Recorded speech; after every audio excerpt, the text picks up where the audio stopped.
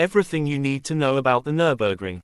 The Nurburgring Nordschleife in Germany is sacred soil for petrolheads, who flock to its 13.6 miles and 154 breathtaking corners, snaking through the amazing, wooded Eiffel Mountains, to test the cars and personal skills on one of the most challenging tracks in the world. But before you drive at the Nürburgring, you may have a few questions, including what level of experience you need, whether any parts need to be upgraded on your car, and what sort of documents you need to bring with you on the day. Watch the whole video for answers. Confusing for many first-timers to the Nürburgring is that there are actually two tracks here in the same area. Most people talk just about the Nürburgring as a whole, but the two circuits here are the Nurburgring Nordschleife and the Nürburgring GP track. Both circuits are located right beside each other. Nurburgring Nordschleife, North Loop. This is the famous one that most people know. 99% of the time this is the one people come here to drive. Nurburgring Nordschleife, North Loop, is the one that is open almost every day and features in video games such as Forza, iRacing, Gran Turismo, Assetto Corsa, and on TV shows like Top Gear. Nurburgring Nordschleife is 21 kilometers long, 13 miles, around 150 corners, and can take around 10 to 15 minutes a lap.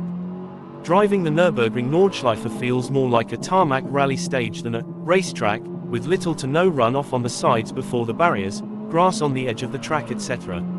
Nürburgring GP track, Formula 1 track, ISS, the modern FIA standard racing track. A nice circuit, but overshadowed by its big brother. Open less often, maybe 2 to 3 times per month. Nürburgring GP track is the one they use for Formula 1, DTM, WTCC and European Le Mans series. The Nürburgring GP track has different layouts that range from 3.6 kilometers to 5.1 kilometers long, 2.2 to 3.2 miles, 4 to 17 corners, and can take around 3 to 5 minutes a lap. This is a proper racetrack, with big tarmac runoffs, gravel traps and perfectly flat asphalt. And just to confuse everything, there is technically a third layout, which is both tracks combined. This is the Nürburgring Gesamtstrecke combined circuit. A combination of both the Nordschleife and GP track, but open rarely for public driving, maybe just 6 days in the year. The combined track is used for the 24-hour race, and the NLS race series with 2 different versions. Depending on which part of the GP track is used, the distance can be 25 to 27 kilometers long. The Nürburgring has, since the 1920s, made it the site of some of racing's great duels. Most of the big names of the 20th century, such as Caracciola, Fangio, Moss and Clark, battled it out with spectacular and sometimes tragic results, and the circuit was a semi-permanent fixture of Grand Prix calendars until the 1970s. Niki Lauda's explosive crash at the circuit in 1976 brought an end to Formula 1 racing on the Nordschleife, but F1 cars continued to compete on a shorter loop at the southern part of the course, which includes gravel traps, runoff areas and all the safety features required of a modern track. Meanwhile, the Green Hell, as Jackie Stewart dubbed the long, tricky, tree-lined Nordschleife, stayed open for less extreme racing machines, and it remains open to the public at certain times so that private enthusiasts can take to the track. It has also remained a favorite venue for car manufacturers and racing teams, who frequently hire the track to test new performance vehicles. With all that said, for those who dream of driving the Nordschleife like myself, it represents a big item to tick off the bucket list, but does require some preparation and forward planning, so it's helpful to know a few of the basics before making the trip. Where is the Nürburgring Nordschleife? The Nürburgring Nordschleife lies in the heavily forested Eiffel Mountains in western Germany, around an hour southwest of Bonn, or 50 minutes from the Belgian border. For British drivers taking their car to the Nürburgring, the circuit is around a 5-hour drive from the port of Calais. Nothing great is free in this world, so how much is it to drive the Nürburgring Nordschleife? The cost of driving the Nordschleife depends on the day. Monday to Thursday, the price is currently €25 or £21 GBP or $25 US per lap, whereas at weekends it's €30, £25. The adjacent Grand Prix circuit is sometimes open, too, and a 15-minute stint there costs €30. When is the Nürburgring open to the public?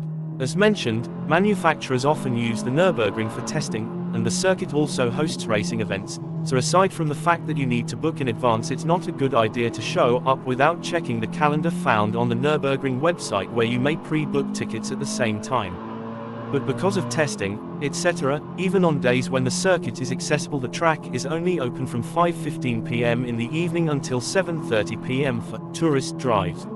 Are there restrictions on types of vehicles at the Nürburgring? Provided your car has a minimum speed of 37 miles per hour, doesn't weigh more than 2.8 tons, doesn't feature bodywork protruding beyond the car's original width, and isn't shod in slick racing tires, you should be fine. What documents do I need for driving at the Nürburgring? All drivers need a valid driving license, though a racing license is not required. Those driving the cars from the UK need proof of insurance, though this brings up some not illegal questions. Most UK insurers specifically exclude the Nürburgring in the terms and conditions of their policies and so are unlikely to pay out in the event of a crash there. Even if your insurance company does agree that the Nürburgring is a public toll road, given its exceptional nature, they're likely to recover the cost of any third-party claims from the policy holder. There are a small number of brokers out there such as Adrian Flux and InSemiTrackDay.com that can provide quotes for short-term policies for drivers heading to the Nürburgring, and, though they're essential, they can be pricey. What preparations do I need to make before driving at the Nürburgring? Make sure that your car is in good mechanical condition prior to heading to the Nürburgring, paying particular attention to fluid leaks, brake discs, pads and tires. At points you may be braking from upwards of 100 miles per hour, and leaking or spilled fluids can potentially be lethal to you or other track users. Beyond that incredibly important step, however, you don't need to make any special preparations such as fitting racing tires or a roll cage.